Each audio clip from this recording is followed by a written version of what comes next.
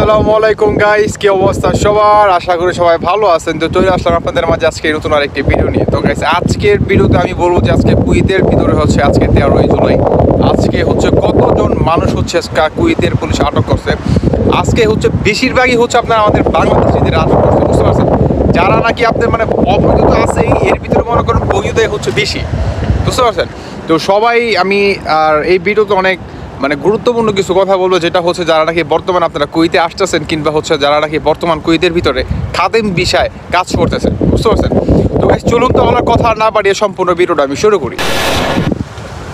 তো গাইস, আজকে হচ্ছে কুয়েতের ভিতরে আপনার কতজন হচ্ছে আপনার অবৈধ প্রবাসী, ইভেন কি যারা নাকি আপনারা বৈধ আছে আপনার খাদেম আকামাদারি, তাদেরকে হচ্ছে আজকে কতজন মানুষ ধরছে আজকে সম্পূর্ণ ডিটেলসে হচ্ছে আমি আজকে এই ভিডিওতে বলবো। তার আগে আমি সংখ্যাটা বলে নিই। আজকে হচ্ছে আপনার 550 জন হচ্ছে আজকে মনে করেন বৈধ আছে, অবৈধ আছে। এই 550 জনের ভিতরে হচ্ছে আপনার 300 জনই হচ্ছে বাংলাদেশি। ভাবতেছেন 300 জনই হচ্ছে বাংলাদেশি। এখন 300 জনের ভিতরে আপনার বৈধ মানুষই বেশি। 300 জনের ভিতরে আপনার বৈধ মানে আপনার বৈধ মানুষই বেশি। কীভাবে বেশি? আমি কিন্তু আসলে প্রত্যেকটা ভিডিও ইদানিংয়ে যে ভিডিওগুলো আমি ছাড়তেছিলাম, আমি কিন্তু আসলে প্রত্যেকটা ভিডিওতে আমি কিন্তু বলছিলাম যে ভাই, মানুষ কিন্তু কুয়েতে কিন্তু বৈধ, কিন্তু কাজের ক্ষেত্রে কিংবা কর্মক্ষেত্রে যায় হইতেছে আপনার অবৈধ হয়ে গেছে। কীভাবে? ওই যে আপনার আকামা এক এরিয়ার কাজ করে আপনার আরেক এরিয়া যায়। আসলে এটা ছাড়া তো উপায় নাই কুয়েতের ভিতরে, তাই না? যেহেতু এত টাকাতে আমরা ভিসাটা কিনে নিয়ে আসছি, এখন ভাই কিছু তো করার নাই, পরিস্থিতির শিকার। এখন কারণ তো এরকম, আসলে কুয়েতে বা পৃথিবীর কোনো রাষ্ট্রেই তো আসলে ফ্রি বলতে কোনো ভিসা নাই। যেটা হচ্ছে আমরা বাংলাদেশিরা আপনার কি বলে মানে খাদেম ভিসাটারে আপনারা মানে আমরা ফ্রি ভিসা বানাই ফেলাইছি। এটা সবচেয়ে বড় কথা। আসলে ফ্রি বলতে তো পৃথিবীতে কোনো ভিসা নাই আমার মতে, আমার জানা মতে। তো এখন এই পরিস্থিতিটা আসলে ঠান্ডা হবে কবে, এটা আসলে বলাটা খুবই টাফ। কেননা এটা আসলে আপনার কুয়েত সরকার কিন্তু এটা কিন্তু বলে নাই। আর আপনার আরেকটা বিষয় জানেন কি না জানি না, এই ধরপাকের জন্য মানুষ যে আপনার যে পরিমাণ অবৈধ লোক আছে, তাদেরকে ধরার জন্য যে আপনার সৌদি আরব থেকে যে 10,000 পুলিশ আনছে, সেটা কি আপনারা জানেন? সেটা কি আপনারা জানেন? আমার মনে হয় যে বেশিরভাগ মানুষ হচ্ছে হয়তো বা জানে না। সৌদি আরব থেকে 10,000 পুলিশ আনছে হচ্ছে আপনার এই ধরপাকের জন্য, মানে ধরার জন্য। তাহলে কতটা গুরুত্বপূর্ণ এবং কতটা আপনার জরুরি হয়ে গেছে যে আপনার অবৈধ লোকদের ধরা বা আপনার এই ধরনের সেক্টরে যারা নাকি কাজ করতেছেন। একটু মানে একটু ভাইবা দেখেন বর্তমান কুয়েতের অবস্থাটা। আমি এর আগের একটা ভিডিওতে আমি আপনাদেরকে বলছিলাম যে ভাই, যদি কোনো সমস্যা না থাকে, আর সমস্যা থাকলেও একটু ম্যানেজ ট্যানেজ করে 2-3 মাসের জন্য বাংলাদেশে চলে যান। আর আমার বাইরে মনে অনেক আজকে আসলে প্রচুর বাতাস হইতেছে বাইরে, বুঝতে পারছেন? তো এই জন্য হয়তো বা একটু অনেক শব্দ হতে পারে, একটু ম্যানেজ করে নেবেন আশা করি। তো আমি বলছিলাম যে ভাই, একটু কষ্ট করে সবাই দেশে চলে যান, 2-3 মাসের জন্য দেশে চলে যান, অন্তত 3 মাসের জন্য একটা সফর দিয়ে আসেন। এটা হবে সবচেয়ে ভালো বা একটা বুদ্ধিমানের কাজ আপনাদের জন্য। অনেক মানুষ কিন্তু যাইতেছে, অ্যাভেলেবেল যাইতেছে কিন্তু, ঠিক আছে? এইটা হচ্ছে সবচেয়ে বুদ্ধিমানের কাজ। কেন না ভাই, যদি একবার ধরা পড়ে বা ধরে নিয়ে যায়, এই যে এত টাকা পয়সা ভাই, আসলে তখন কিন্তু আপনার কফিলের যত বড় অস্থায়ী থাক না কেন, যত বড় প্রতাপশালী থাক না কেন, সে কিন্তু বের করতে পারবে না। কেন জানেন? কারণ বের করার রাস্তা একদম বন্ধ করে দেয়। আপনাকে ধরেই হচ্ছে সবার আগে ফিঙ্গার নেবে, আর কোনো কথা নাই, কোনো কালাম হবে না।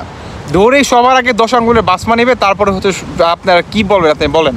তখন আপনি 1000 কবিতা বললে আপনার কোনো কবিতা মনে করেন দেখা গেছে ওই গ্রহণযোগ্য হবে না, কেননা এক্সামের সময় শেষ।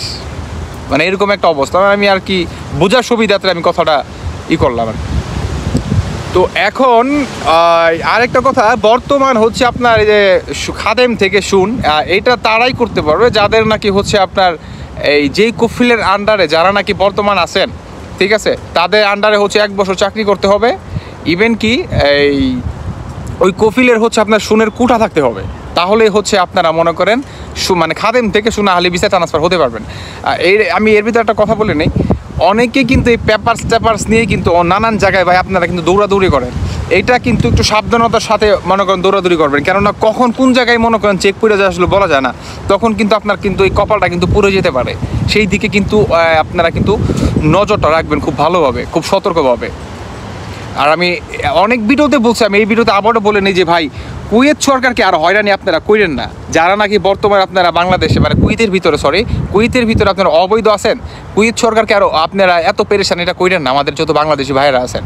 কেননা আপনার জন্য যারা নাকি বর্তমান বৈধ আছে, ইভেন কি যারা নাকি বর্তমান কুয়েতে নতুন বিষয় আসতেছে, আপনাদের জন্য যে ভাই কতটা যে সমস্যা হইতেছে বা কতটা যে বিপদে বা কতটা যে বিপাকে মানুষ আছে, মানুষ কাজ করতে যাইতে পারতেছে না, মানে ফ্যামিলি চালাইতে পারতেছে না, ইভেন কি নিজে চালাইতে পারতেছে মানে নিজে চলতে পারতেছে না। মাস গেলে হচ্ছে আপনার রুম ভাড়া, আপনার মেসের যে একটা খাওয়ার খরচ, টেলিফোন বিল, অমুক বিল তমুক বিল, এটা আছেই একটা, তাই না, লেগে কিন্তু আছেই। এটা কিন্তু আপনারা জানেনই।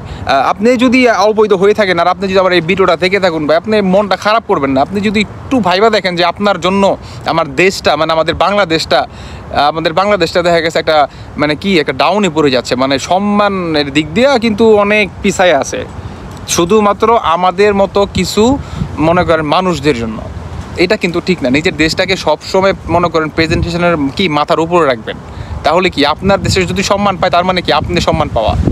আপনার দেশেরও যদি কোনো সম্মান না থাকে তাহলে আপনি ওই দেশের নাগরিক হিসাবে আপনি কীভাবে সম্মান আশা করেন আমি বুঝি না। তো যাই হোক, আমি আসলে সেই বিষয়ে কোনো কথা বলতে চাই না, জাস্ট শুধুমাত্র এতটুকু বলার ছিল।